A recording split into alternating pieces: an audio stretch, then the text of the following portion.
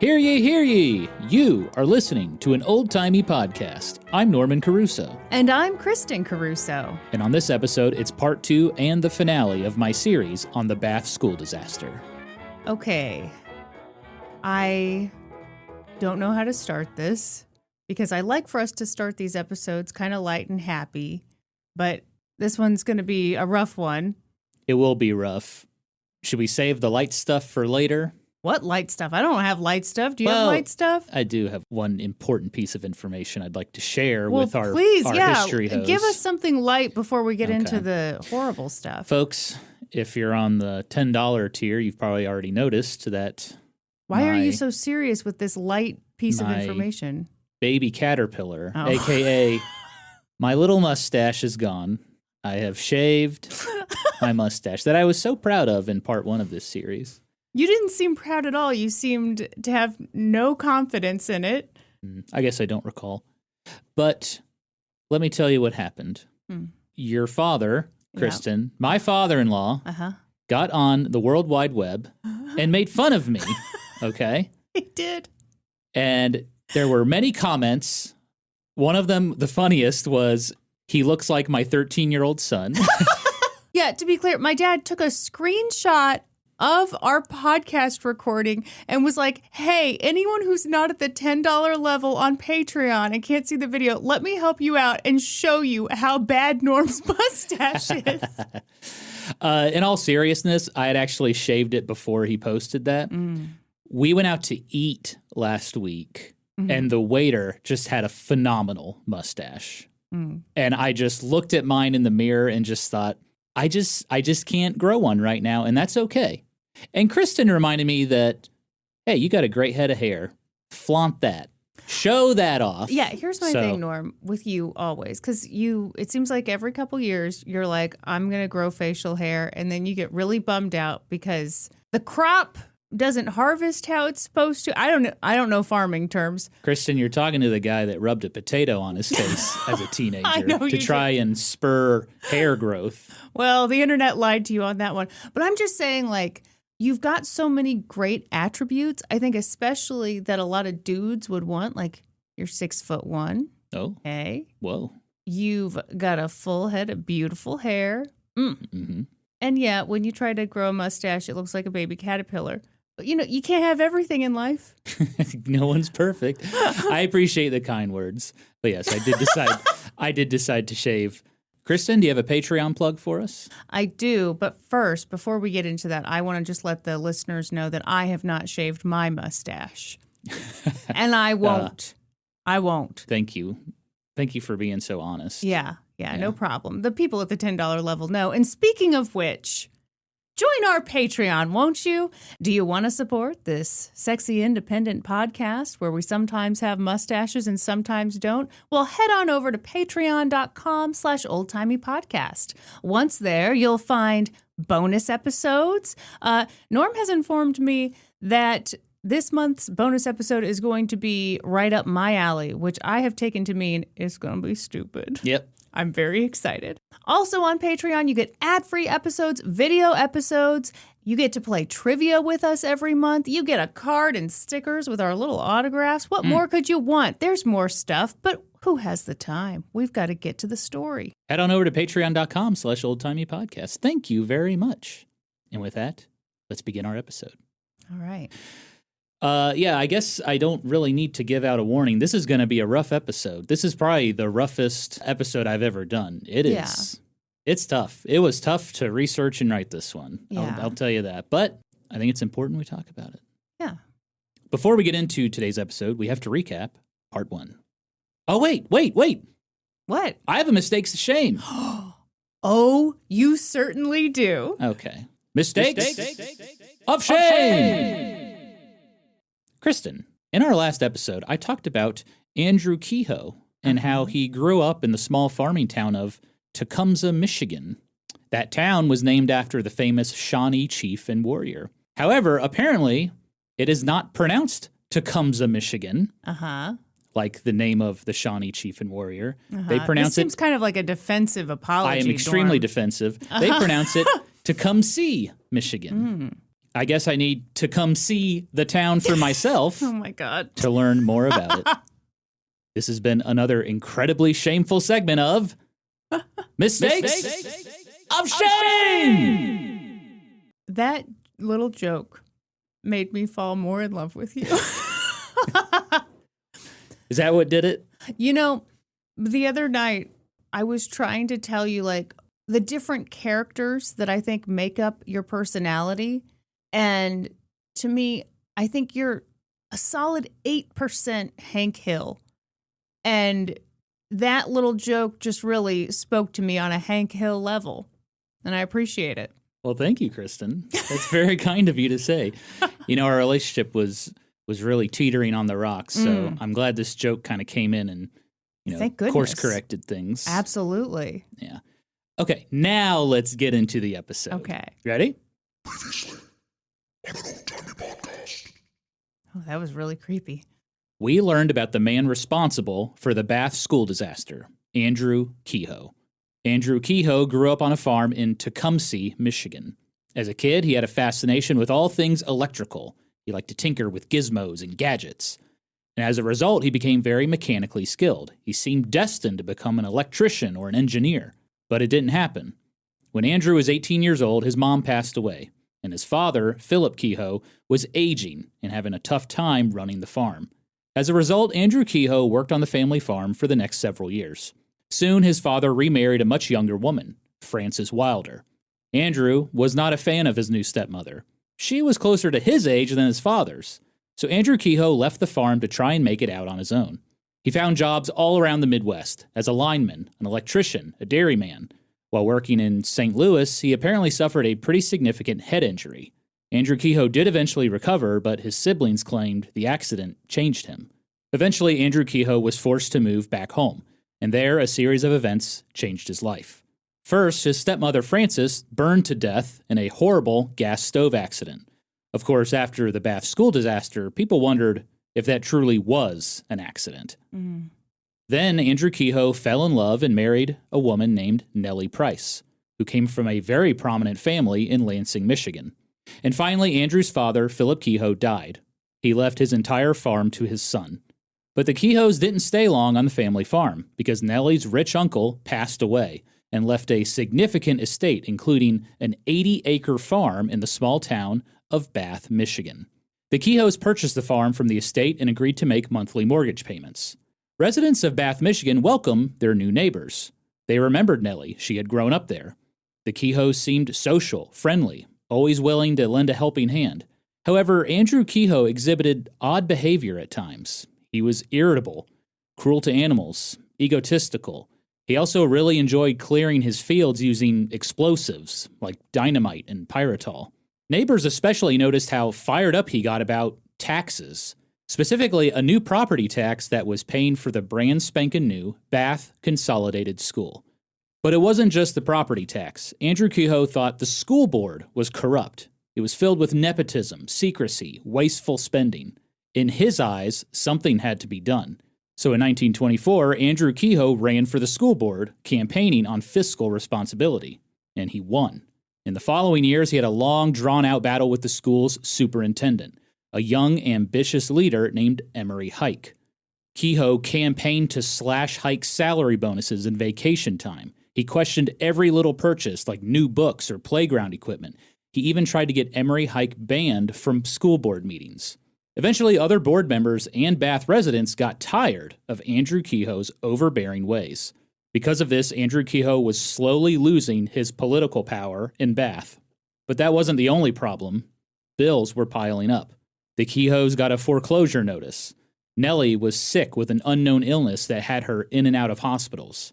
All of this led Andrew Kehoe to believe that everybody and everything was against him, and he began secretly plotting a horrible plan, one that would change the lives of just about everybody in Bath, Michigan. And that is where we will pick up our story today.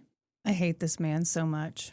Oh, just you wait, Kristen. I know. I'm coming in with a real hot take. I hate a murderer. Well, you were really fired up last week about his school board antics. Well, as a former education reporter. well, yeah. I mean, this guy drives me nuts. A man who runs for school board but has no interest in education, no real interest in his community. He's just mad because he got a tax bill that he didn't want to pay, which, by the way, he never did. So, We actually got a few comments agreeing with you, Kristen, from mothers who have to deal with people on the school board who truly don't actually give a shit about schools. And they agreed with your take of, hey, if you don't have a kid, if you don't have any educational experience, why are you on the school board? Yeah, it's funny because I know it's not like a super hot take or anything, but actually covering some of these school boards, you'd be surprised how many people can't really tell you why they want to be on a school board. That's just shocking. Shocking. It reminds me, there's an episode of Veep where Julia Louis-Dreyfus has to explain why she wants to be president. And she's like, huh? I mean, she can't explain it. Yeah, and she's like, oh, someone else has to write that for me. But there are a lot of people who I think use these positions as just kind of like, oh, here's a way I can become a little more prominent in my community. Here's a way where I can maybe control something a little bit. Maybe this is a stepping stone to some other ambition I have. You know what it is? What? Sounds like someone's struggling for power. Thank you, Norm. I wondered why you kept looking at the soundboard when I was like, does he have a school board clip? No, he does not. No, I've got a Gordon Ramsay quote for just about every situation. Okay, you ready to get into this episode? Yeah. All right, Kristen. So at the end of our last episode, I mentioned that Andrew Kehoe bought 500 pounds of an explosive called pyritol. Kehoe claimed it was for farming and even told a neighbor he'd sell him any extra that he didn't use. But when that neighbor came knocking on his door to purchase some, Andrew Kehoe lied and said, oh, I used it all. In reality, he was saving it for something far more sinister. And in the following months, Andrew Kehoe continued to plot his attack. In November of 1926, he purchased his very own automobile, a Ford pickup truck. And it's funny, when I was researching his plotting and like buying all this stuff, initially I was like, where's he getting all this money from? But then I remembered, oh, he doesn't pay taxes and he doesn't make mortgage payments. Right. And I'm sure the school board was a paid position. Yes. Yeah. Yeah. I mean, it is amazing what you can purchase when you don't pay any of your bills. We should all try it sometime. It's not a bad idea. So now Andrew Kehoe no longer needed to rely on his neighbors for rides into town. He was free to come and go whenever he wanted and go wherever he wanted. Soon after buying that vehicle, he drove to Lansing, Michigan, and he purchased several large boxes of dynamite, along with blasting caps. And neighbors often noticed Andrew Kehoe driving home with boxes in the bed of his truck. But they didn't know what was in those boxes. I mean, that wouldn't seem suspicious. Well, of course not. The next month, in December of 1926, Andrew Kehoe drove to Lansing and purchased a Winchester rifle, along with 100 rounds of ammunition. You know, many Bath residents owned a gun. It was a rural farming community, after all, and Andrew Kehoe often practiced shooting on his property. So that probably didn't seem out of the ordinary either. It would have seemed weird if he didn't own a gun. Right. Later that month, families around Bath celebrated the holiday season. Kids were excited to be on break from school. They were opening presents on Christmas. They were playing in the snow. And on New Year's Eve, families stayed up late to ring in the new year. But when midnight struck, residents were startled by loud explosions. Lots of them. And these explosions were rattling windows in homes. You know, these were clearly not fireworks. Right. And in the following days, neighbors started gossiping. They're like, what do you think those explosions were? And then one man finally was like, oh, that was Andrew Kehoe. He was setting off some explosives around midnight. And I saw him out the next morning. He was looking at his chimney to see if it was still there. I guess he was just ringing in the new year. Looking at his chimney to see if it was still there? Mm-hmm. A neighbor said he saw him kind of inspecting his chimney the morning after. Yeah. A few days later, another neighbor paid a visit to Andrew Kehoe and commented, hey, I heard you were shooting off some of that pyritol on New Year's Eve. You know, people around town are talking about it. Mm-hmm. Andrew Kehoe replied, yeah, I set some out and I wired it up to an alarm clock and I set it for midnight. And then Andrew Kehoe chuckled and said, I guess that jarred him up. Oh. To neighbors, Andrew Kehoe was celebrating the new year in his own odd, unique way. To Andrew Kehoe, he was practicing. As the spring of 1927 came, farmers around Bath planted crops for the season. Well, farmers except Andrew Kehoe. His advanced farming machinery sat dormant by the barn. His crops rotted in the fields. Neighbors noticed other oddities, too. He had lines of copper wire running to all of his outbuildings, and people assumed it was for electricity. Then he was also stacking tons of straw into his chicken coop, which was weird because Andrew Kehoe didn't have any chickens. And people thought, well, maybe he's just using that building for storage. Neighbors were growing worried, but they also knew that Nellie Kehoe was sick. Things were probably falling by the wayside. That would make sense. I mean, you would almost feel sorry for him. Yeah. Like, things must be tough at home. He must be in a caretaking role right now, and so he doesn't have time to tend to his crops. Absolutely. And yeah, maybe he's struggling right now because his wife is sick and in and out of hospitals all the time. Yeah. And the Kehoes were making frequent trips to Lansing. Sometimes it was to take Nellie to the hospital, but other times Andrew was making more purchases. In early May of 1927, he bought a hot-shot battery. It was a device that provided a jolt of electricity to start up a dead engine on a vehicle. And when he wasn't in Lansing, Andrew Kehoe was carrying out his duties for the school board. In early May, he handed out paychecks to employees, like he usually did. When he handed the check to the bus driver, it accidentally fell on the floor of the bus. And as the driver picked it up, Andrew Kehoe gave out a laugh and he said, "You better keep that. That may be the last you'll ever get." The driver laughed it off as a joke. Right. But later on, that comment stuck with him. What an awful thing to say. Besides Andrew Kehoe's increasingly odd behavior, Bath residents also noted strange things happening around town, although no one at the time knew they all involved Andrew Kehoe. One night in early May at around 2 a.m., a woman who lived near the Bath Consolidated School woke up to a pickup truck pulling into the parking lot.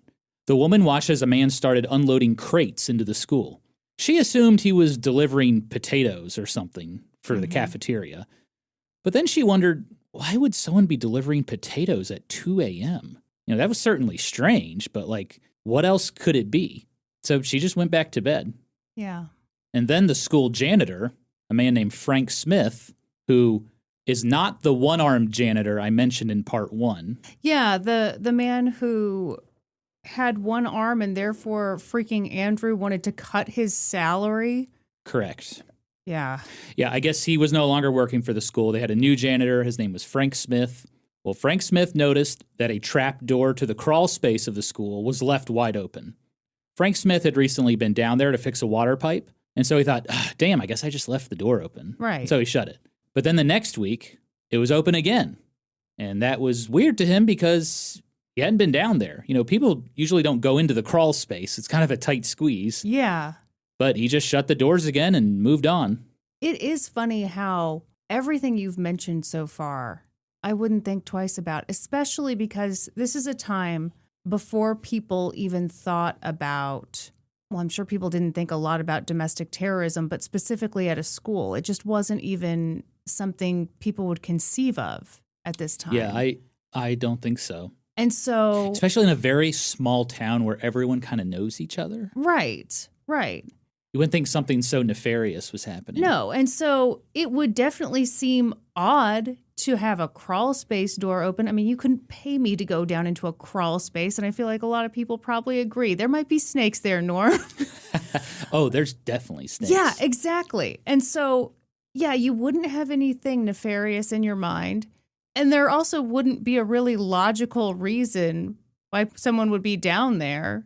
Mm-hmm. And the thing about the potatoes, I mean, I don't know. That is odd to see someone making a delivery at 2 a.m., but I guess I would also kind of figure, well, this school is probably pretty small to be serving lunch or breakfast. Yeah, I don't think they served breakfast. I'm applying modern day stuff to this story, aren't I? Speaking of nefarious in basements, I was over What? I was over at your sister's house like a week or two ago. I was doing Right. some work on their bathroom. Uh-huh. And I had to go down to the By basement. that, he means taking a shit. Thank you. I had to go down to the basement to grab something. Uh-huh. And I think our little nephew Henry left his rubber snake down there. I about shit myself when I turned the corner. Yeah. I was like, ah! You went and did some work in their downstairs bathroom too, huh? Well, I emptied my drawers into their downstairs bathroom. No, rubber snakes should also be illegal, in addition to snakes themselves being illegal. Well, our little nephew thinks it's hilarious how much you are afraid of snakes. But I got to say, that spooked me. When I turned the corner, I was like, whew. I was sweating. Yeah. Real bad.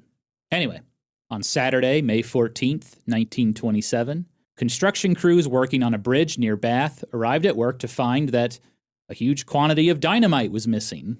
Authorities had no leads, but soon enough it would become pretty obvious who did it. Yeah. On Monday, May 16th, 1927, a first-grade teacher at the Bath Consolidated School called Andrew Kehoe with a request. She wanted to have an end-of-the-year picnic for her students, and she thought a shady grove on his property would be like the perfect spot to have a picnic. Yeah. Andrew Kehoe was like, yeah, sure, but you should probably have that picnic right away, maybe even tomorrow. Ugh. The teacher didn't really understand the urgency of it all. Right. After the Bath school bombing, a neighbor commented, I suppose he wanted the children to have a little fun before he killed them. No, he was toying with her, just like he toyed with the bus driver. He was having fun making these remarks to people. Yeah, I think he felt... Powerful. In his head, he felt extremely powerful how he could, fuck with people like this. Yes. Yes. That same Monday, Andrew Kehoe drove to Lansing to pick up his wife, Nellie. Nellie had been staying with her sister, Elizabeth Price, for the past 2 weeks after being in the hospital. The next day, on Tuesday, May 17th, Elizabeth Price called the Kehoe house to check up on Nellie, but no one answered the phone. Elizabeth kept calling, but still no answer. A little later, Elizabeth's phone rang, and it was Andrew Kehoe. And he asked, hey, have you been trying to get us on the telephone? Elizabeth replied, yeah, I just wanted to see how Nellie was doing. Mm-hmm. Andrew replied that Nellie wasn't home. Elizabeth was very surprised by that. So she was like, well, where is she? Andrew said, Nellie's over in Jackson. She was lonely. And, we have some old friends by the name of Vost who live over there. Give me a break. So Nellie wanted to go stay with them. I thought that would be a good thing for her. Elizabeth was surprised. Nellie had never mentioned the Vosts before, and she hadn't even been back in Bath for 24 hours. Well, and she was very sick. Yeah. You know what I don't want to do when I'm very sick? Go hang with your friends? Yeah. And not in your home? And evidently not very good friends if my sister doesn't know who they are. Right. Yeah, Elizabeth had never heard of this family before. Of course. Elizabeth asked, well, how long's Nellie going to be staying with them? Andrew replied, I'm picking her up on Thursday. And that was the end of the conversation. The day before the attack, the Bath Consolidated School held a PTA meeting. Several attendees noticed Andrew Kehoe was there, standing in front of the school, alone, just looking at the building. Andrew Kehoe was regularly at the school. He fixed things for them. He was on the school board, so it wasn't shocking to see him there. But he seemed transfixed, lost in thought. More than likely, he was ensuring that everything was set up and ready to go for the next day. Wednesday, May 18th, 1927 began with some light rain and a thunderstorm, an ominous start to the day. But it was an exciting day for students of the Bath Consolidated School because it was the last day of school. Seniors didn't have class. They were practicing their graduation ceremony. Some students were exempt from final exams and they got the day off. But for some 250 students, it was a school day. All across Bath, families woke their kids up to get ready for school and maybe had to pull on some tow hairs for the kids who refused to wake up. Norman. Right, Kristen? What story are you trying to tell, Norman? I'm trying to coax you into telling a story. That's what podcasters do, professional podcasters. Okay, everybody. Just so you know, well, if you've been listening for a while, you know I am not an early bird. Mm-mm. And certainly when I was a child, I really hated getting up early for school. And my mother tried several tactics, all of them very rude. She several times threatened just to take me to school in my pajamas. And I did have some kick-ass pajamas, but it was like a big... You still do. It was a big sleep shirt. and it had one of the 7 dwarfs on it. It was Sleepy. That was the dwarf. Naturally. But I didn't want to go to 2nd grade just in that shirt, so I did get up. And in later years, when I developed hair on my toes, as a young woman does, Hey, yes. she would pull on my toe hair to wake me up. Did it work? Yeah, it worked. So what's the problem? She about got kicked. Oh, like a donkey. You're like a donkey bucking around. Huh? I was like a beautiful donkey. A beautiful Thank you, Norm. donkey. I just want to make sure that when people hear that story, they know that my mom is the problem in it, and she is the one who we should all be upset with. Gotcha. Okay, Gotcha. yeah. Mm-hmm. Did you ever try faking being sick? Oh, of course. You know, whenever I tried to fake being sick, my mom would say, all right, let's take your temperature. Yeah. And she would bust out the thermometer, but it did not go in my mouth. Where'd it go, Norm? It went in my butt. And the first time it happened, it stunned me. And I never faked being sick again because I knew. That's quite a penalty for faking being sick. You will be anally probed. I mean, you can take someone's temperature that way. Well, it's pretty accurate, yes, too. I mean, when we really think about it, are the mouth and the anus really that different? If you really think about it. Let's all sit and think for a moment. You know, one takes in food, the other kicks out food. Yeah, we all know the difference, Norm. I feel like I'm in the process of writing a Jerry Seinfeld stand-up right now. What? Has anyone ever noticed how the mouth and the anus are the same? Norm, we support you in this endeavor. We're rooting for you to really flesh this joke out a little bit. Yeah. Maybe I should get into some stand-up comedy. I'd be pretty terrible at it. Oh, wow. Oh, my God. That's that confidence we love. I was going to say, male comedians tend to be really confident, so you're going to have to work on that I'm bringing first. a whole new breed of male comedians. Hi, I'm sorry you guys have to listen to me. I promise I'll be quick. I don't have a lot to say. As you can see, I can't even grow a mustache, so you'll probably hate this. Too accurate. Too real. Mm-hmm. We should get back to our story. Oh, okay. Okay. So yes, all across Bath, families were waking up their kids, getting ready for school. Maybe they were pulling on their toe hairs. Don't know. One family getting ready was the Cushmans. The Cushmans had 2 kids, 13-year-old Josephine, who was a freshman, and 7-year-old Ralph. He was a 3rd grader. Each kid would have very different days. Little Ralphie had to go to school. He was pretty upset about it. Summer vacation was literally the next day, and all he wanted to do was play baseball with his little buddies. Josephine had the day off. She had gotten good enough grades to skip final exams. As he headed out the door, Ralph turned and yelled, "Goodbye, Mama." Josephine caught up with him, and together they walked to school. Even though Josephine was off that day, she always walked her little brother to school. Meanwhile, across town, a Ford pickup truck raced toward the train depot, gravel dust kicking up into the air. It was Andrew Kehoe, and he was dropping off a package before the trains left. He carried with him a box about 12 inches high, 12 inches wide, 18 inches long, and it weighed around 24 pounds. It was a repurposed box. When the station agent accepted the package, he noticed old lettering had been crossed off, but he could still make out the words, Pyritol, high explosives, dangerous. Its destination? An insurance agent in Lansing who held a $6,000 bond on the Bath Consolidated School.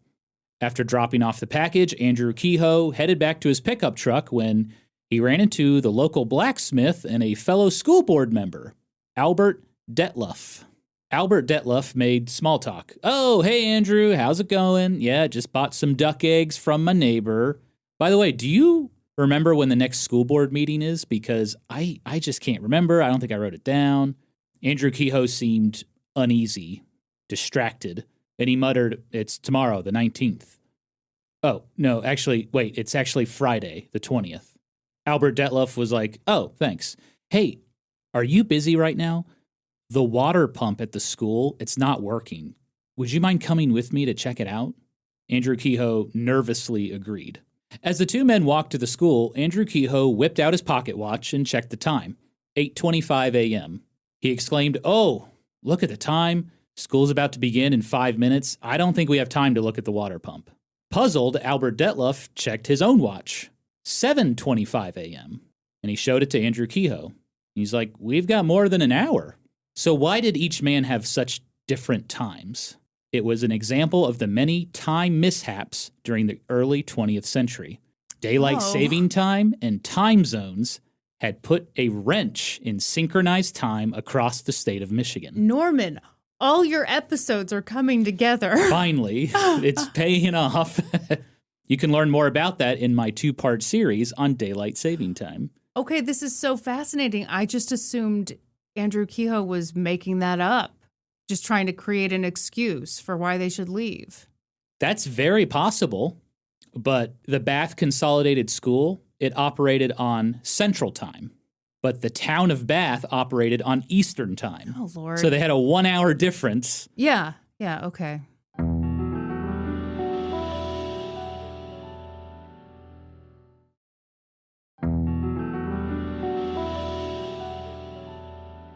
Anyway, Andrew Kehoe, he hesitated, he thought it over, and then he was nervously like, okay, yeah, I guess we do have time. And so the 2 men kept walking to school. In the basement, Andrew Kehoe, Albert Detloff, and janitor Frank Smith eyeballed the water pump, wondering what the problem was. Detloff and Smith spitballed ideas. And as they conversed, Andrew Kehoe interrupted them and exclaimed, I'm in an awful hurry. He turned around and stormed off. Which had to have been highly unusual for him because he wanted to be such a little helpy helper all the time around the school. Yes, and he was mechanically skilled, and he could have probably offered some pretty good advice on, how do we get this water pump working again? Right. Well, Frank Smith and Albert Detloff were like, wonder what's up with him. Anyway, let's go find the repairman, see if we can get this fixed. So the 2 men left the school to go find him, but once outside, Albert Detloff noticed that Andrew Kehoe's pickup truck was now gone. He was racing home. A little later in the morning, Ralph Cushman and his big sister Josephine arrived at the Bath Consolidated School. They were a little early, so Josephine offered to sit with Ralph until the bell rang. Ralph was like, no. He did not want to be seen hanging out with his sister like he's a big old baby. Yeah. That'd be so embarrassing. So Josephine was like, okay, that's all right. I'll see you at lunchtime. And with that, Josephine left. She was headed to the woods. She was meeting up with some friends to hang out and pick wildflowers. At 8:30 a.m. Central Time, the bell rang. Students and teachers made their way into classrooms. Some teachers got started handing out exams right away. Others, like 20-year-old teacher Hazel Weatherby, always liked to begin by reading aloud a story. It was a fun way to start the day. Her 3rd and 4th graders always appreciated it. One student later recalled when she got to an exciting part, she would stop and make us wait until the next morning to find out what happened next. Oh. Something I like to do on this podcast. Well, yeah, we love a cliffhanger. Mm-hmm. You ever seen that movie Cliffhanger with Sylvester Stallone? I am not as well-versed in Sylvester Stallone films as you are, my dear. It's a classic. Is it's it? where we get the word cliffhanger from, Kristen. I doubt that. Yeah, that's true. There is some scene in that movie that he paid like $1 million for like one stunt. It was like a guy going across 2 planes on like a wire. Uh-huh. $1 million for that stunt. That's a man dedicated to his craft right there. Everyone, I don't know if you can tell, but Norm really likes Sylvester Stallone. I'm a big fan of his movies. Uh-huh. Okay, the Rocky series is like one of my favorites. Mm-hmm. Mm-hmm. It's weird that we have a poster of him in our bedroom.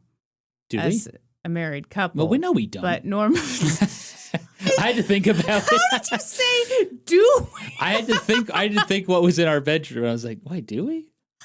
We have so many posters. We have just posters all over this house. It's like a 16-year-old boy's bedroom all over this house. Yeah, the problem is trying to remember which posters we have in the bedroom. Well, I know you have your Daddy's Home 2 poster in your office, starring Mel Gibson, your favorite actor. Oh, yeah, sure. Uh-huh. Mm-hmm. So yeah, Hazel Weatherby really loved leaving cliffhangers. But, today was the last day of school. Mm-hmm. And so Miss Weatherby was finally going to finish the story. On the other side of the school, Superintendent Emery Hike was proctoring final exams for ninth graders in the school's assembly room. And in the basement, janitor Frank Smith and a repairman got to work fixing the water pump. Meanwhile, unbeknownst to anyone, a hidden alarm clock in the basement ticked away. Tick, tick, tick, tick. Then at 8:45 a.m., it happened. A hot-shot car battery attached to an alarm clock ignited a spark. The spark traveled along a series of wires, heating up. The hot electrical current ignited blasting caps at the end of the wires, setting off hundreds of pounds of dynamite and pyritol underneath the north wing of the Bath Consolidated School. It was a massive explosion. It sent the walls and roof several feet into the air, as if some higher power had literally picked them up.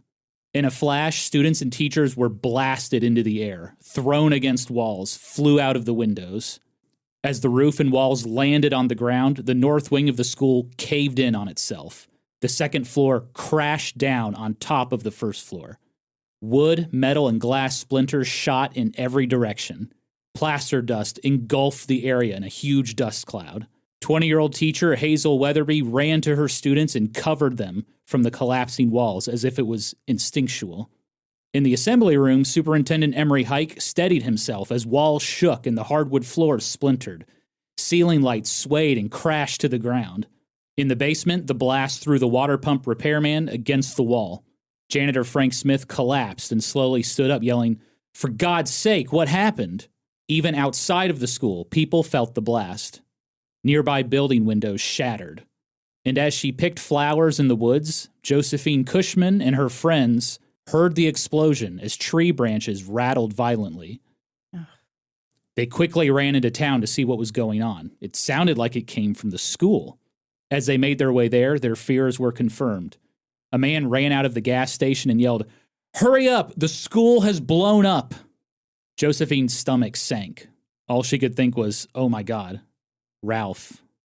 Some residents got confused, though, when they noticed smoke coming from another part of town, specifically at the Kehoe farm. A couple of workers from the power company who were working on electrical poles, they were the first to notice it.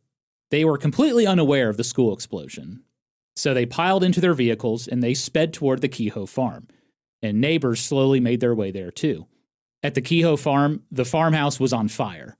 Smoke poured out of the south side of the building. Power company workers rushed in yelling, "Is anyone in there?"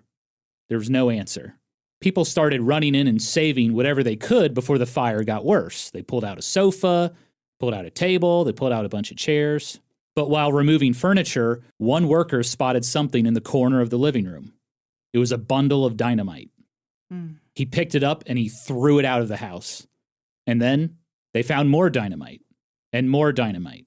Workers ran out. One yelled, "There's enough dynamite in here to blow up the county." Oh my God. They ran out just in time.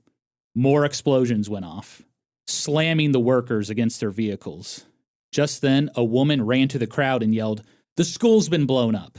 At that point, everybody there was basically like, okay, fuck this farm. Let's go to the school. Right. Many of them had kids there. Of course. So they pretty much all left. Around that same time, a Bath resident named Sidney Howell and his two sons arrived at the Kehoe property. They had heard those explosions, and they saw the smoke, and they wondered what was going on.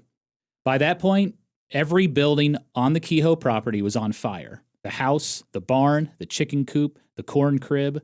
And as the Howells stood there watching the blaze, a Ford pickup truck raced by and screeched to a halt. It was Andrew Kehoe. Sidney Howell said Kehoe looked, quote, rather wild-eyed. Kehoe leaned out of his window and said, "Boys, you are my friends, and you better get out of here. You better go down to the school." Wow. And then Andrew Kehoe sped off toward the Bath Consolidated School. What do you make of that? Well, could be a couple things. Could be that he, for whatever reason, genuinely liked them and didn't want them to go into his home and be harmed. Yeah, and I should mention that Sidney Howell and Andrew Kehoe were neighbors and friends, so they knew each other.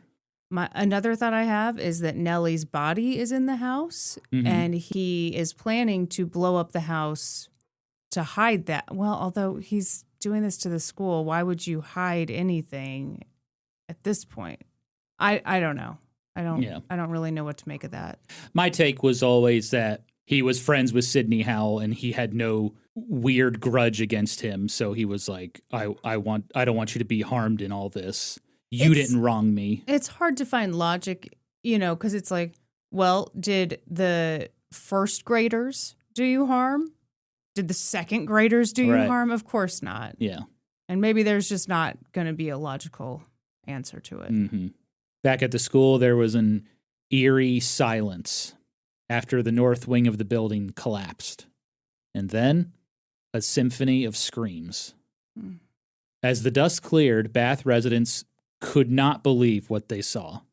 Author Arnie Bernstein described the scene as, quote, as if a giant hand had smashed the north wing's roof into the ground. The remainder of the school looked untouched, minus some broken windows. But pinned under the rubble were dozens of elementary school children and several teachers, many screaming and moaning for help. People rushed over to clear the rubble barehanded, but that collapsed roof pinned many of those children down. Only their legs or arms or head were sticking out.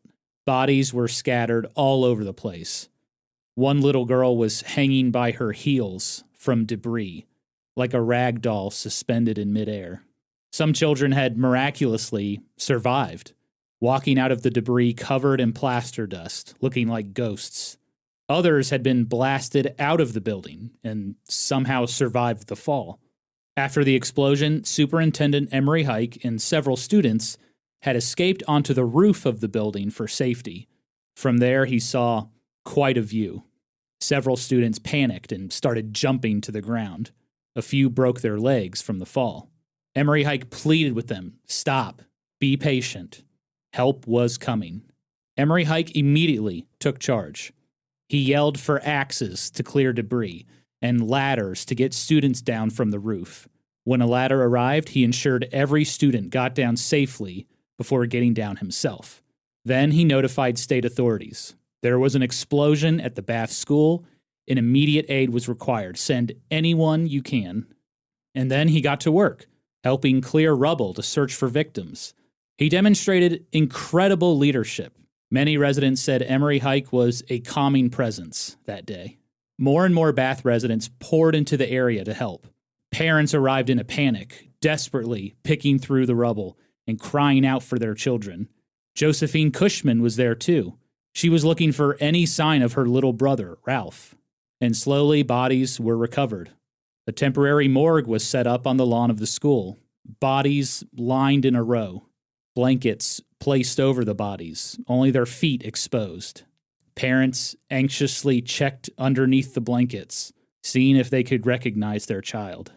Soon, the Lansing Fire Department arrived on the scene, and the fire chief immediately headed for the basement to determine what happened. The leading theory at the time was that the boiler had accidentally exploded.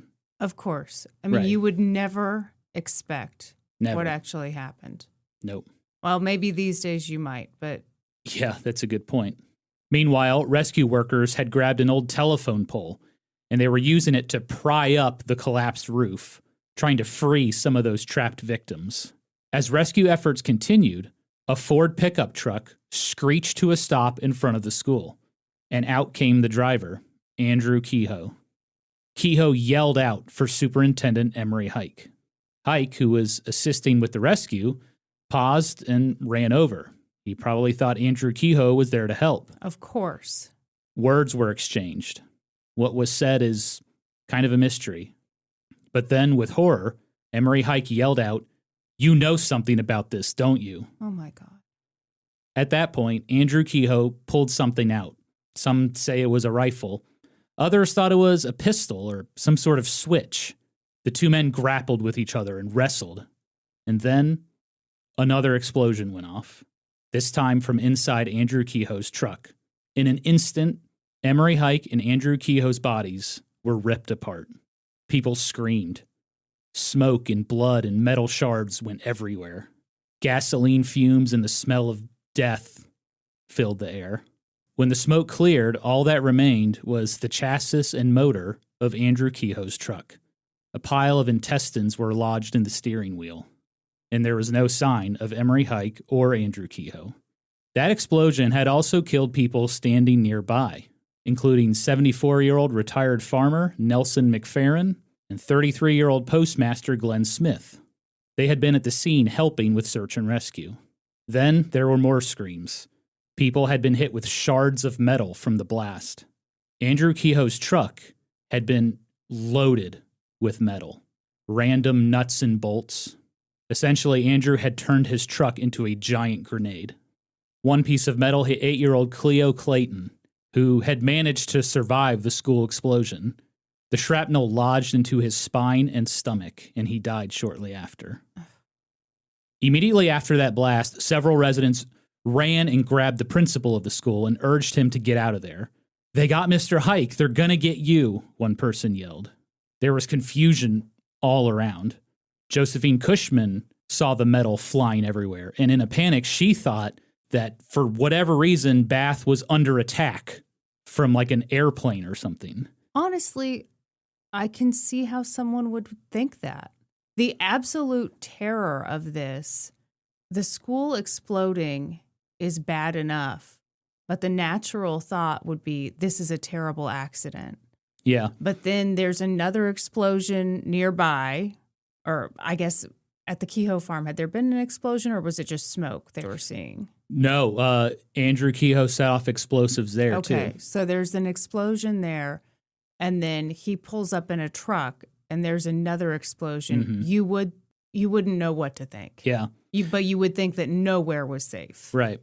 Another resident thought like a mortar shell hit the school, like it was some like army training exercise gone wrong, and they had bombed the school accidentally. Yeah.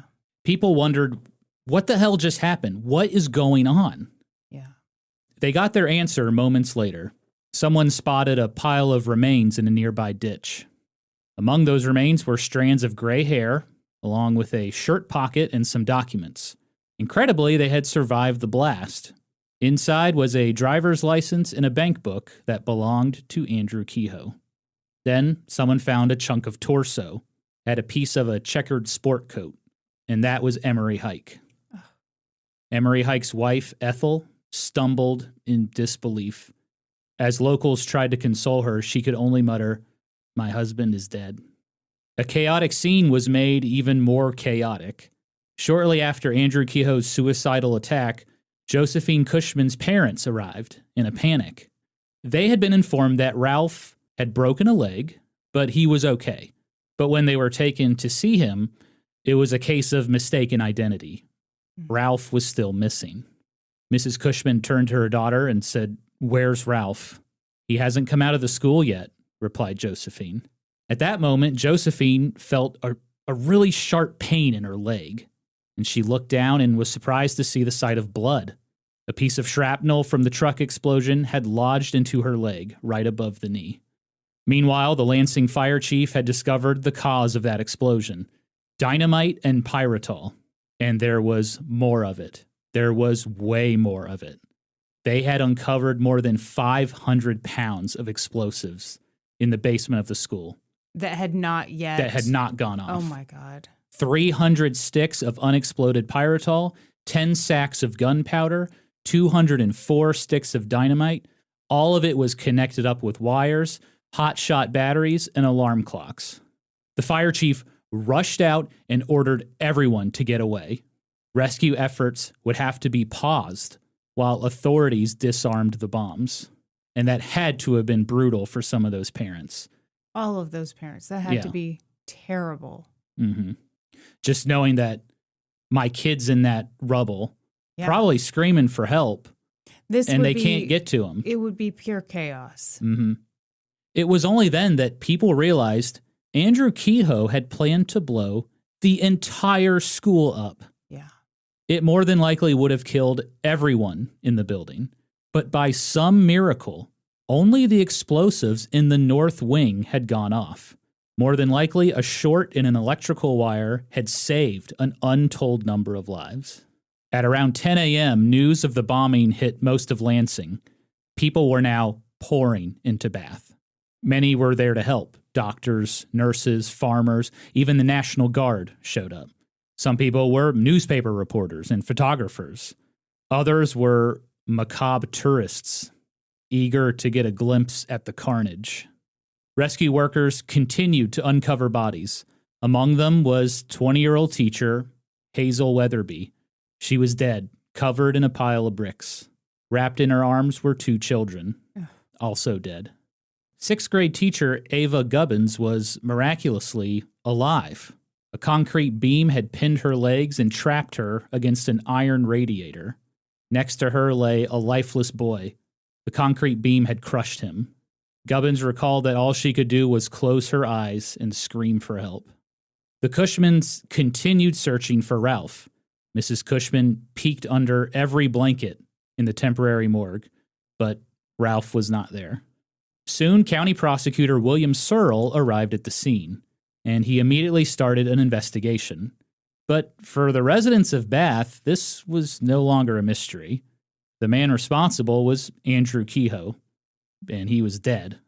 Still, William Searle had work to do, and to carry out his work, he ordered that the temporary morgue be moved to the community hall. Rescue workers needed as much space as possible to clear the rubble. Injured victims were sent to nearby Lansing hospitals, and families were ordered to wait at the community hall for news about their loved ones. So the Cushmans made their way there. And then William Searle got to work. He found 6 residents to serve as jurors and began talking to witnesses, and he would soon learn the whole story. He was doing something called an inquest. Yeah, okay. Yeah.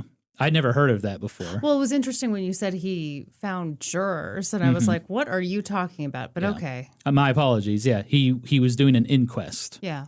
And specifically, he found 6 jurors who did not have children. He didn't want any emotion involved in the story, but I don't know how you could not be emotional. I was going to say, I've been tearing up this whole even time. From, even if you just lived in Bath and are you were alone. And, well, you can't be impartial. Yeah. We'll have this inquest done by bitchy black cats. You there, the guy that watches Kitchen Nightmares for 14 hours a day and has no children. We want you on this jury. Back at the Kehoe farm, everything was on fire. Andrew Kehoe had set up an extremely elaborate wiring and explosive system to ensure that nothing remained. Huge amounts of straw all around the property ensured the fire spread and stayed active. Firefighters said it was just too dangerous to try and put it out. They couldn't save anything, and in the end, all that remained was a brick chimney. But there remained one important question. Where was Nellie Kehoe, Andrew's wife? Her sisters sure did want to know. They had not heard anything about Nellie since Monday night, when Andrew claimed she was staying with friends known as the Vosts in Jackson, Michigan. Mm-hmm.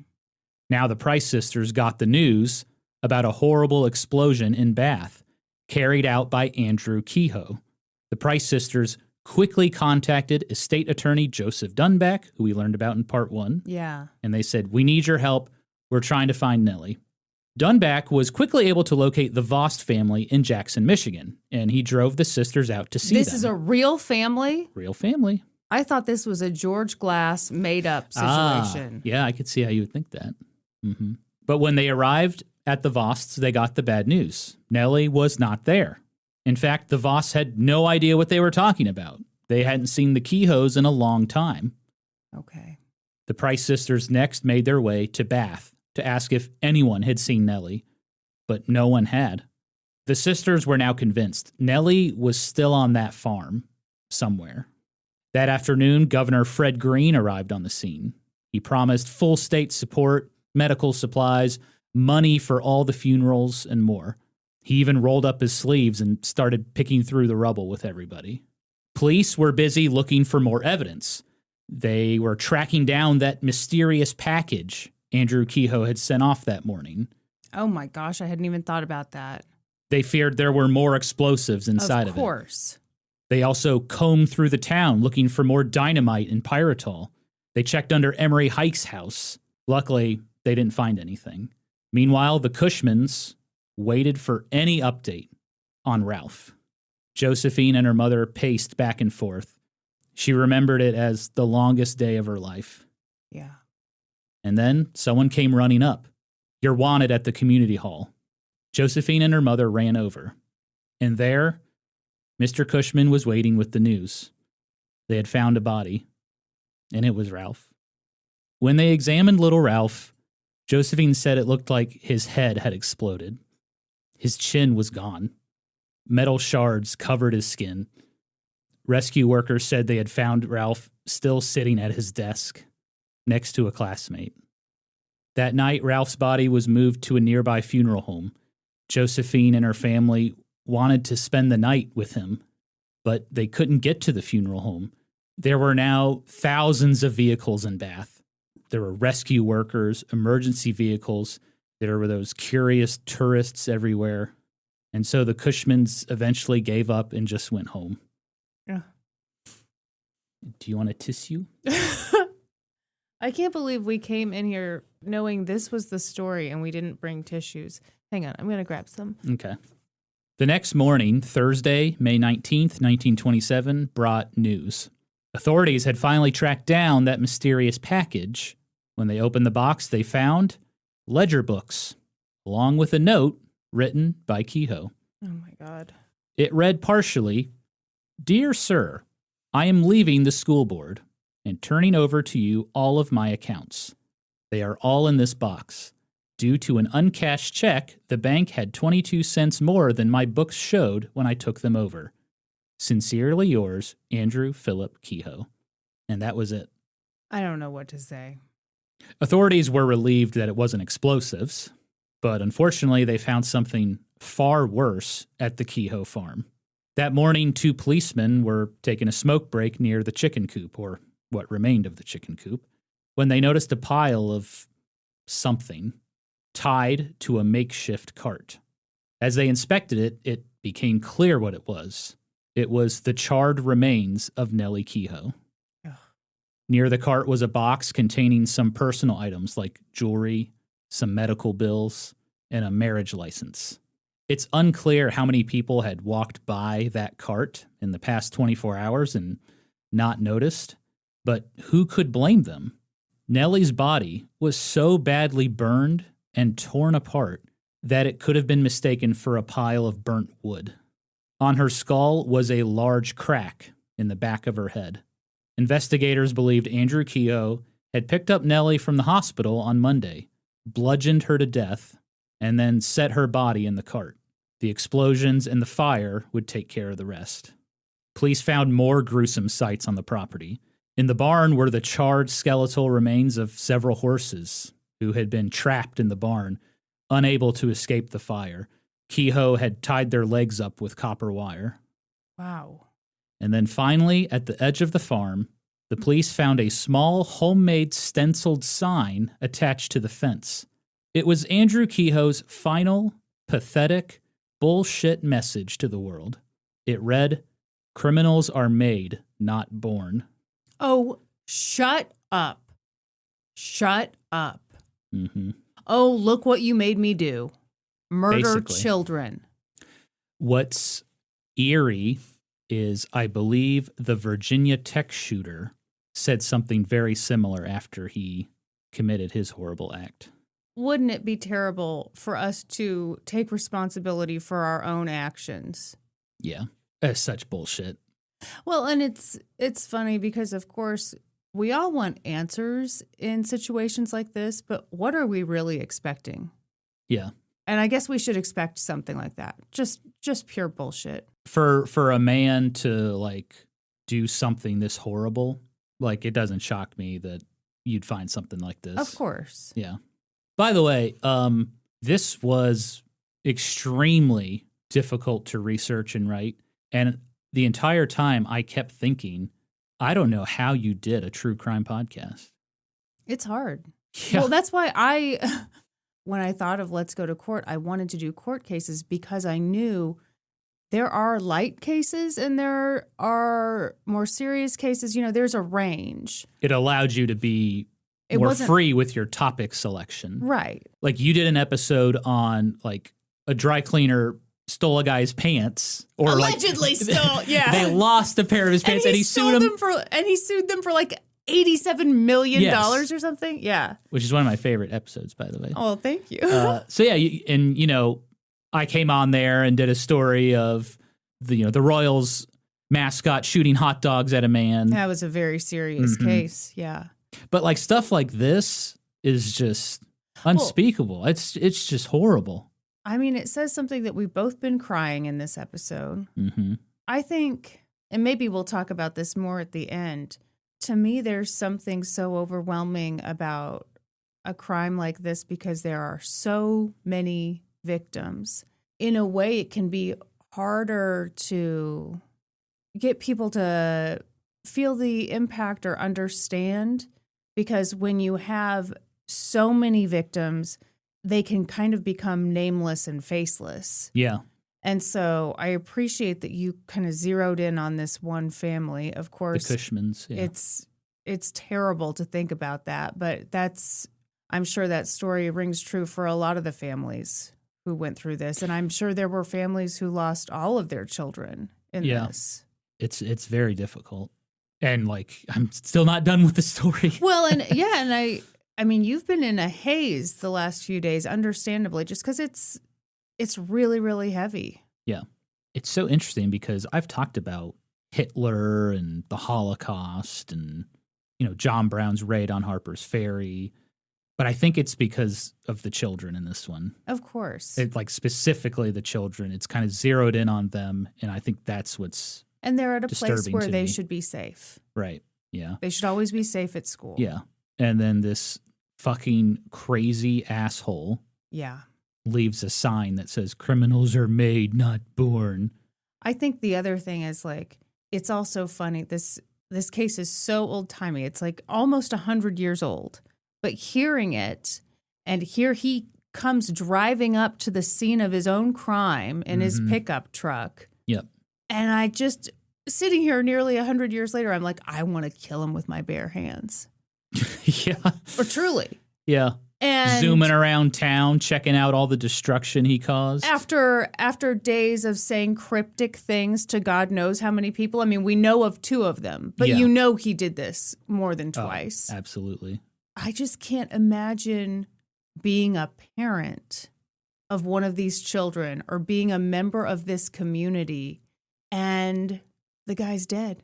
The guy's dead. Yeah. What do you do with all that trauma and anger? It was all dumped on you. Yeah. Yeah. And the guy who is going to answer for it is gone. Right. Because he killed himself. Yeah. And that poor superintendent, the one guy who was willing to stand up to him. I shouldn't say the one guy. I don't know that, but it just. That was his like arch nemesis. Yeah. Yeah. Yeah. Andrew Kehoe hated Emery Hike. Yeah. He's just a jealous little baby. Because Emery Hike was a good man and a good leader. Right. Right. Yep.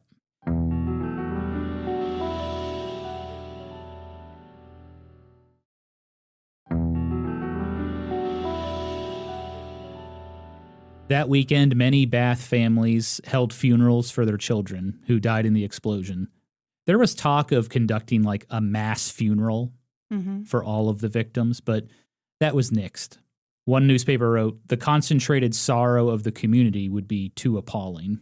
So instead, they held funerals in shifts. You would have to. Yeah. Well, and here's the other thing. There's only one funeral home in Bath.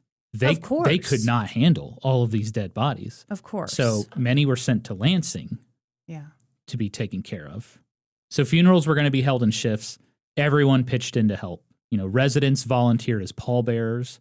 Families attended each other's funerals, even if they didn't know each other. Of course, yeah. The local reverend conducted the ceremonies, even while dealing with the loss of his 8-year-old daughter who had died in the explosion. But it wasn't all smooth sailing. Some families had trouble getting to their own child's funeral due to traffic.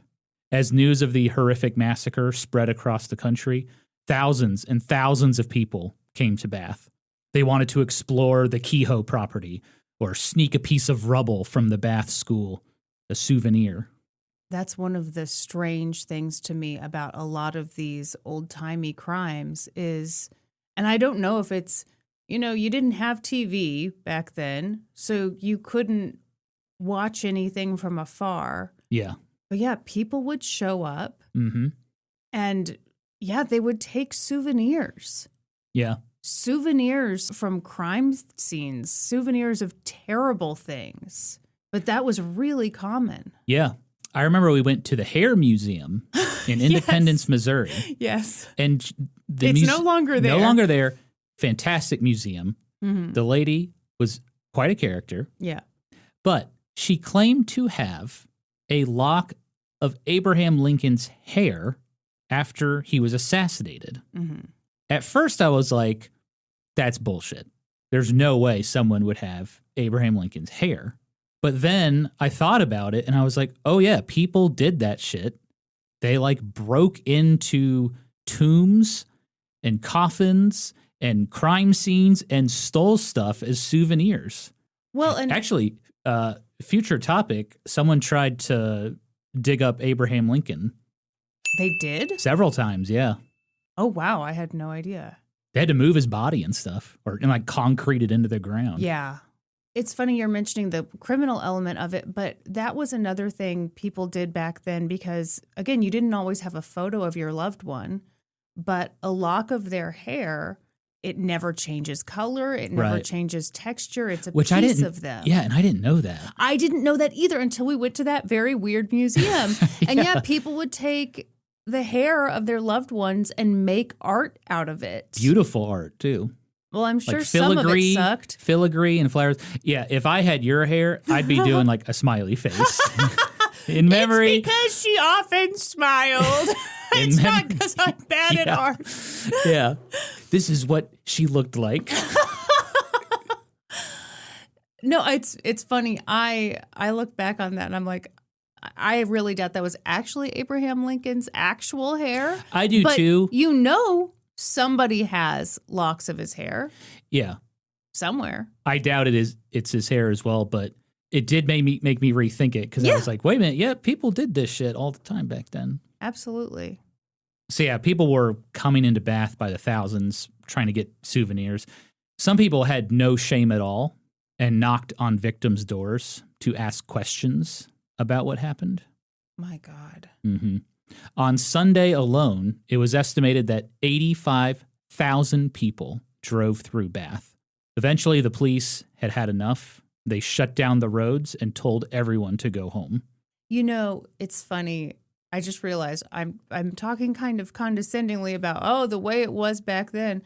But now I'm wondering, maybe the reason things have changed isn't technology letting us see stuff from afar, but maybe it's just that emergency response efforts have learned from stuff like this. Absolutely. Where, maybe they shut down some roads, maybe they taped some stuff off, and maybe that's why you don't see this as much anymore. I wonder when police tape was invented. I act like tape is the thing. Tape is what keeps us civil to each other. There's got to be a way to keep people out of this specific area. The only answer is caution tape. There's no time to build a fence. What do we do? That weekend, the Price family buried Nellie at the family plot in the Mount Hope Cemetery in Lansing, Michigan. More than 100 friends and family attended the ceremony, while nosy photographers tried to snap pictures. Several scuffles broke out during that funeral. Scuffles between family and photographers. Okay. Andrew Kehoe's remains were put in a cheap pine coffin purchased by his sister, and he was buried in an unmarked location at the Mount Rest Cemetery in nearby St. John's, Michigan. He deserves a wood like cheap pine. Speaking as a woodworker. That is such a Norman Caruso insult. Mm-hmm. Meanwhile, County Prosecutor William Searle finished up his inquest. He had spent more than 2 days speaking with 55 witnesses and examining evidence. The 6-man jury concluded that Andrew Kehoe was solely responsible for the attack. He killed his wife, he blew up the school, he destroyed his own property, and then drove to the school and blew up his truck, killing himself and several others, including Superintendent Emery Hike. I know this is a ridiculous point to make, but I just want it to be clear. That was not his property he destroyed. Very good point, Kristen. It's not Mistakes really. of shame on my part. No, it's not really a good point because who cares? But I do just think he destroyed that was not his own property. The Price family property. Yes, there we go. Some Bath residents wondered if janitor Frank Smith had been an accomplice. Oh. How could he have not noticed all those explosives and wires in the basement of the school? But he was cleared of any wrongdoing. They determined Andrew Kehoe had acted alone. Okay, it's funny. I just reacted like, how could they think that? But was he down there when the explosives were all there? He was, but he was in the water pump room, which was kind of on like the opposite side of the basement. Okay. So he felt the explosion and he got knocked down, but he didn't see all of the explosives and all of the evidence. No, and the other thing is that like Andrew Kehoe was an electrician. He knew how to run wire. It probably looked like any other electrical wire in that basement. Yeah. He knew every corner of that basement, every area of crawl space. And I read one source that said Andrew Kehoe used like long sticks to kind of hide dynamite back in a corner between joists where like no one would see it unless you shined a flashlight in a very specific area. Right. Okay. Yeah. I don't think the janitor did anything. No. But a burning question still remained. Why? Why did this happen? How could someone do such a horrible thing? It seemed like everyone had an opinion. Newspapers said Andrew Kehoe did it because he was just angry about property taxes and losing his home. Okay, well, if that's the case, then we should all be terrified because I think a lot of people are in that position. Yeah, I thought that was ridiculous. One reverend blamed, quote, the hazards of modern civilization. The nervous and mental strain of our high-speed living are all taking a mortal toll. Even the freaking Ku Klux Klan weighed in. What? They said Andrew Kehoe did it because he was Catholic. Oh. Duh. And what, all Catholics are going to blow up schools? Yeah, the KKK don't like Roman Catholics, and he killed those poor innocent Protestant children, you know. Okay. Well, I'm glad the KKK took time to weigh in. Yeah. Always like to get their opinions on stuff. Yeah. Bath resident Sidney Howell, who Andrew Kehoe had warned to leave his property on the day of the attack, later said that Kehoe had undergone a sort of Jekyll and Hyde transformation. Sidney Howell claimed Andrew Kehoe had gone insane. That wasn't the Andrew Kehoe I know, and this terrible tragedy may have just been a huge accident. It was almost as if Sidney Howell was defending Andrew Kehoe. The sheriff warned Sidney Howell to watch his mouth. Yeah. Sidney Howell shot back, arguing free speech. Oh, boy. But that does not mean freedom from consequences. Victims of the disaster did not appreciate Sidney Howell's hot, scorching take. One tried to choke him out.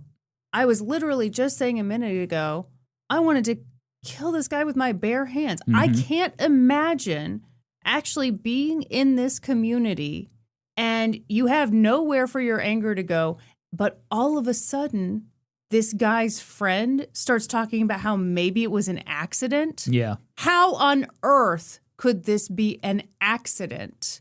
He said some bullshit like, oh, Andrew just meant to hurt the school board. He just wanted to bomb the school board because, you know, they were pushing him out and the bomb just went off at the wrong time. It was supposed to go off during that PTA meeting. Why is like he the night saying before. that stuff? Yeah, well, that's why the sheriff was like, shut up. Like, watch your mouth. I would also be wondering, what were you told ahead of time? Was it more than just, hey, don't hang out near the house? Sidney Howell did testify for the inquest, and people said he kept, like, it's like he couldn't accept what Andrew Kehoe had done. He, despite overwhelming evidence, he kept trying to spin it in another way, and he was like the only person to do that. Yeah. And of course, yeah, a victim of the disaster tried to choke him out. Yeah. And soon Sidney Howell moved away from Bath. Probably as for he the best. should have. Yeah. Psychologists also weighed in. At the time, they believed Andrew Kehoe was a manic depressive. a.k.a. bipolar. And he did what he did as a sort of escape from his depression. Psychology's come a long way, Kristen. Author Arnie Bernstein wrote that modern psychologists might consider Andrew Kehoe a psychopath. Yeah. Which is a somewhat controversial term. I think a lot of psychologists think that that term is too subjective. Okay. It's just kind of thrown out willy-nilly when like somebody does something awful, like, oh, he's a psychopath. That's why he did it. Right. It is an actual term in psychology, though. Bernstein said Andrew Kehoe lacked remorse. He lacked empathy. He skirted responsibility. He had an overinflated sense of self-worth. He lied all the time. He was manipulative. He was superficial. He seemed to lack long-term goals.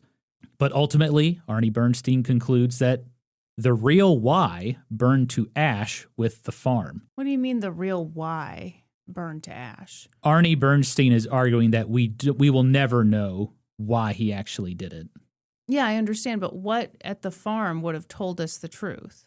I don't know. I mean, sometimes maybe he's like, oh, Andrew Kehoe had a journal where he wrote down his things, or I'm sure Nellie knew stuff. I think that was an abusive relationship. Well, Norm, time. of course. It's a hot take coming from me. I think there were some problems in that relationship. I think this man who murdered his wife was abusive. In situations like these, I always wish I knew more about psychology because I want the answers too. And there's this part of me that's like, well, if only he was still alive, then we could know. But that's not necessarily true because, first of all, he doesn't have the answers for why he behaved this way. He was made to be a criminal. Didn't you remember the sign he left? Taxes make us bad people. That's the thing.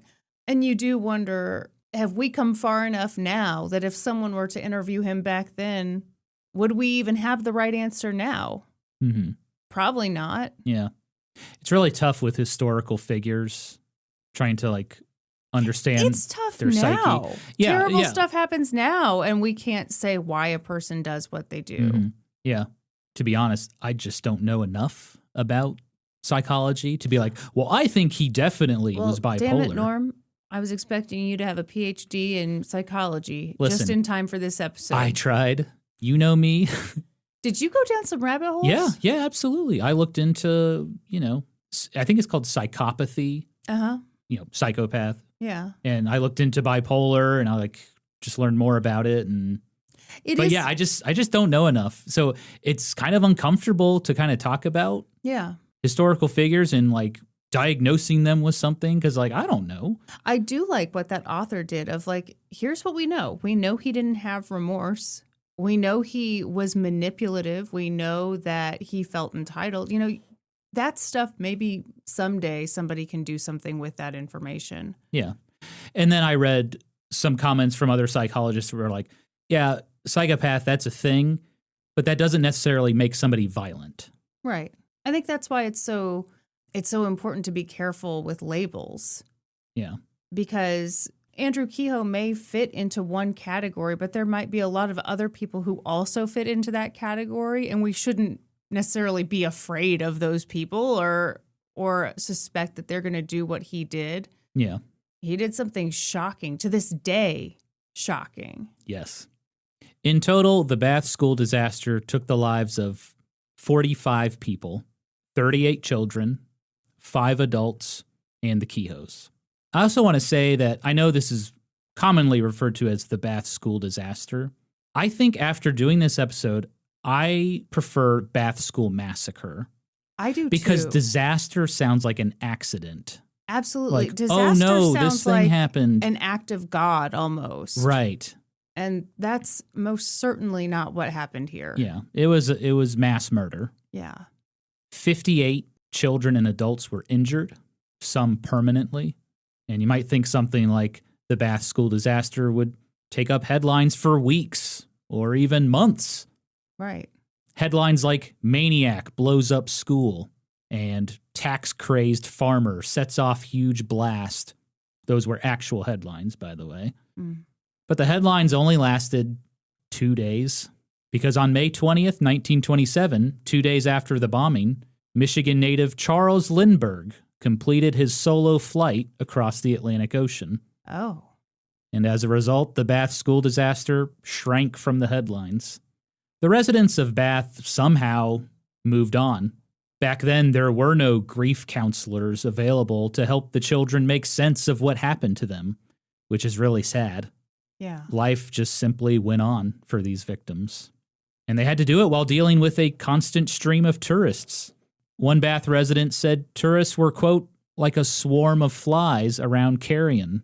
Another resident, Monty Ellsworth, took advantage of the situation by selling a pamphlet entitled The Bath School Disaster. The price, $1.50. Adjusted for inflation, about $25. Monty Ellsworth, who knew Andrew Kehoe and lived about a quarter of a mile away, claimed, "Everything in this book is the truth, to the best of my ability. And while it does contain some errors and questionable stories, it also has a lot of information on the day of the attack and recovery efforts and a lot more."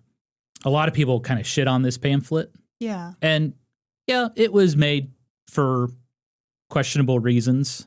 But it's also, I think, a pretty important historical document because it was written maybe weeks after what happened.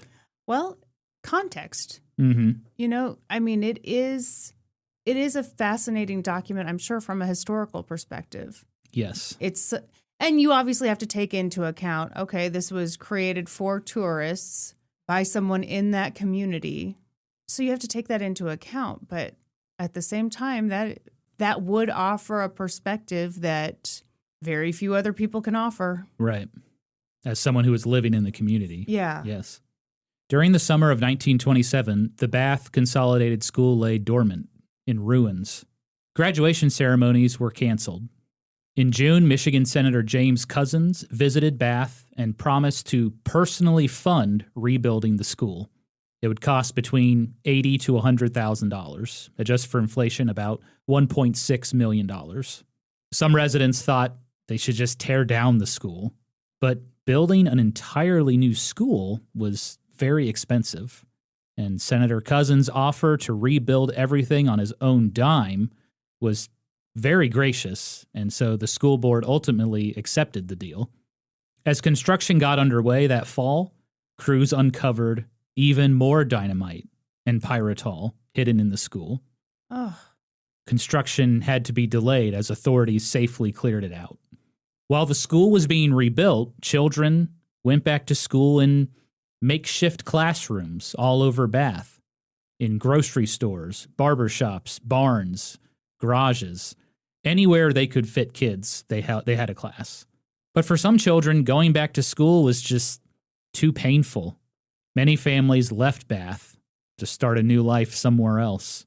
One resident said Bath felt like a ghost town for several years after the disaster. I'm sure.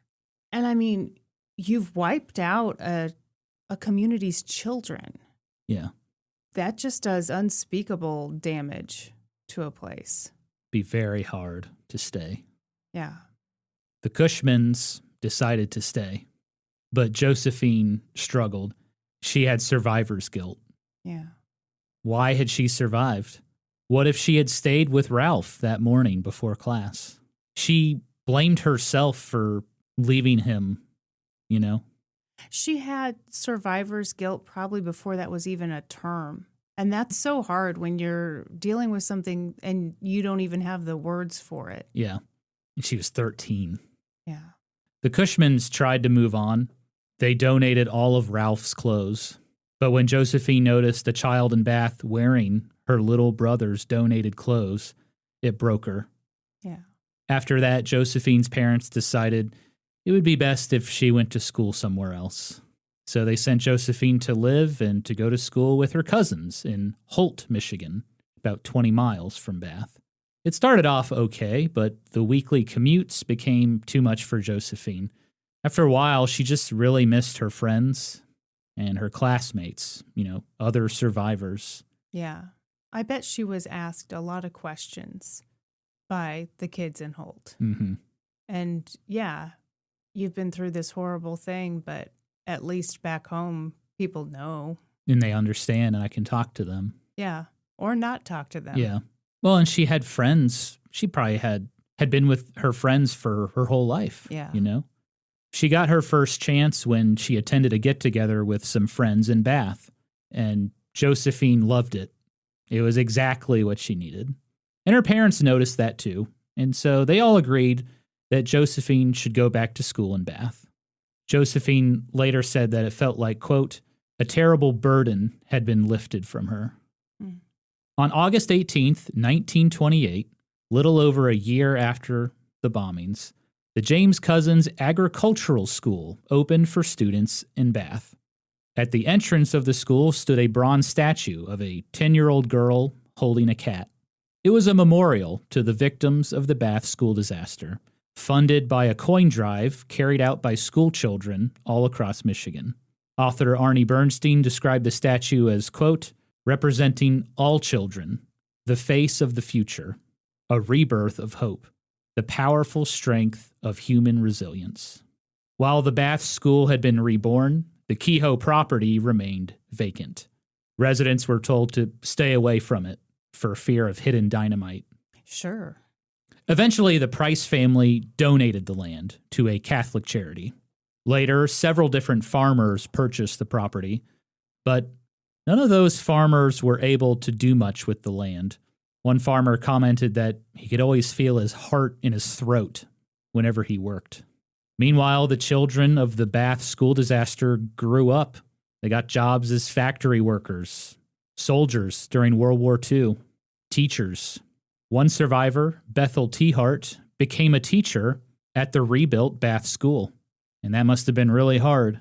Sometimes sick pranksters would call into the school with bomb threats. Oh my God. Bethel T. Hart students always remembered her crying as she walked her class outside to safety. By 1975, new schools had been built to better serve the growing Bath community, and as a result, the James Cousins Agricultural School was torn down. Today, the site of the Bath Consolidated School is located in the James Cousins Memorial Park. A white cupola from the original building sits there, along with a plaque listing all of the victims of the Bath school disaster. And the town regularly holds candlelight vigils every year on May 18th to honor the victims. In 1977, on the 50th anniversary of the Bath school disaster, the class of 1927 finally got that graduation ceremony. Oh. 6 women and 3 men attended. In March of 1985, the Bath School Museum officially opened inside the Bath Middle School. It contains many relics from the day: a flag, a wall clock frozen with the time of 8:45 a.m., newspaper stories, photographs, and that bronze statue of the girl holding a cat. In the 1990s, a new farmer purchased the Kehoe property and began excavating it to make a natural waterway. He didn't find any dynamite, just a few bricks from the original farmhouse. He unceremoniously threw them all away. Yeah. The rest of the world may have forgotten about what happened in Bath, Michigan on May 18th, 1927, but not anyone who lived through it. After graduating high school, Josephine Cushman remained in the area. She got married. She had 5 daughters, 2 sons. She lived a full and happy life. Of course, every now and then, news stories like the Oklahoma City bombing or the Columbine shooting brought her back to that terrible day. Nevertheless, she carried on. And every year on May 18th, the anniversary of the bombing, Josephine Cushman visited her little brother's grave. Josephine would kneel at the headstone and lay some red flowers. Then she kissed her fingertips and placed them on Ralph's name, whispering, "Ralphie, I'm here." Josephine Cushman passed away in 2013 at the age of 100. Oh my gosh. Her obituary rightfully declared that she, quote, proved the human spirit can be very resilient, even under the most horrible circumstances. And that's the story of the Bath school disaster. Well told. Thank you. I do want to mention, for anyone listening, I highly recommend please make a donation to the Bath School Museum. We are going to make a donation here at An Old Timey Podcast. They're trying to raise funds to have their own building. Yeah. Because right now it's still in the middle school. Sure. I'm sure they don't need a bunch of people coming into the middle school. Just the kids. Kids only. So, yeah. If you have the funds to spare, please make a donation to the Bath School Museum. That was a tough one. That was terrible. Yeah, it really was.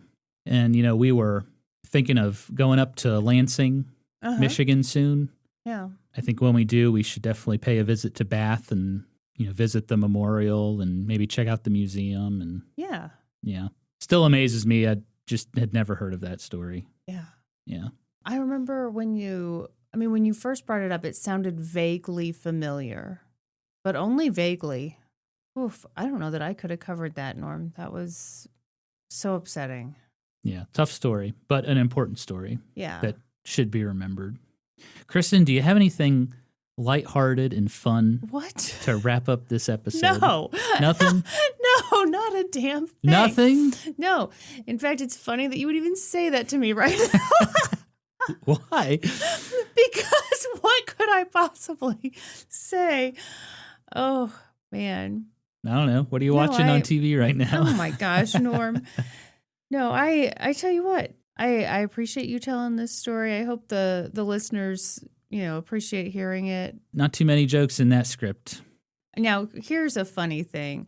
Was everyone, before we sat down and started recording, Norm was like, just so you know, I don't have any jokes in this. And I was like, of course you don't. This is the terrible episode. Yeah. But yeah, you did feel the need to warn me that you hadn't found a way to lighten this story up, which... yeah, and even I don't think I needed that warning. Well, and usually I put sounds in my stories. Yeah. But nothing was appropriate for this story. Yeah. Except the plaque alert. That was it. Well, and that, Gordon Ramsay clip, we can always... Oh, absolutely. Sounds like someone's struggling for power. That one comes in handy for the serious stories. Well, should we just wrap this up? I think we just wrap it up. Yeah. Everybody, thank you for listening. Yeah, thank you very much. Kristen, hopefully our next topic... What we got for the next topic? You don't want to know. It's really sad. Everybody... Is July just Depression month? Here's the truth. I have thought about setting my current topic aside so that I can cover something light because, otherwise this is going to be real heavy. Listen, this is the perfect time to sign up for our Patreon, patreon.com/oldtimeypodcast. I'm telling you, this month's bonus episode is going to be real stupid. Okay. Okay? Yeah. We do love a silly, stupid story on this podcast. Yep. It's just real depressing on the main feed at the moment. I'm telling you, yeah, the bonus episode is going to be really fun and silly. I'm giving it my Norm non-threatening guarantee. Stamp it. Ugh. Okay, well, Norm, you know what they say about history, hoes? We always cite our sources. That's right. For this episode, I got my information from the books. Bath Massacre, America's First School Bombing by Arnie Bernstein. Maniac, The Bath School Disaster and the Birth of the Modern Mass Killer by Harold Schechter. And Mayday, The History of a Village Holocaust by Grant Parker. That's all for this episode. Thank you for listening to An Old Timey Podcast. Please give us a 5-star review wherever you listen to podcasts. And while you're at it, subscribe. Support us on Patreon at patreon.com/oldtimeypodcast. Join the Reddit community, r/oldtimeypodcast. Follow us on Facebook and YouTube and Instagram at Old Timey Podcast. You can also follow us individually on Instagram. She is the lovely Kristen Pitts Caruso. Hello. I go by Gaming Historian. And until next time, toodaloo, ta-ta, and cheerio. Bye. Bye.